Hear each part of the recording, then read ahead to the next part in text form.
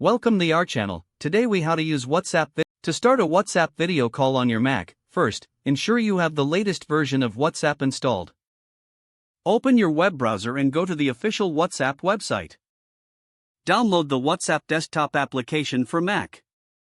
Once the download is complete, open the downloaded file to begin the installation. Follow the on-screen prompts to install WhatsApp on your Mac. After installation, launch the WhatsApp application. You will see a QR code on the screen. Now, open WhatsApp on your smartphone. Tap on the settings icon and select Link Devices. Choose Link a device and scan the QR code displayed on your Mac.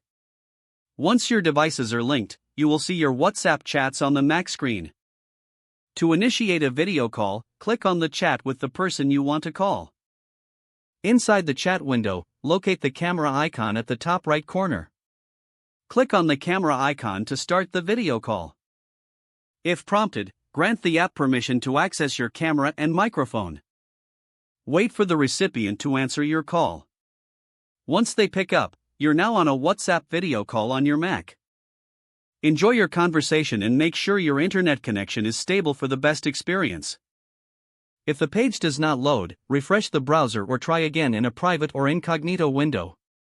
Make sure you are using the correct email address, then retype it carefully to avoid small typos. If your password is not accepted, use the reset option and create a new strong password you can remember. Check your spam folder for verification or security emails, then complete any requested confirmation steps. Enable two-factor authentication if available to improve account security and reduce unauthorized access risk.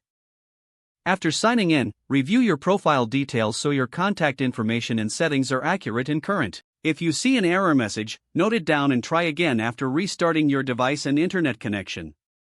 Log out when you finish, especially on shared devices, to keep your account and payment information secure.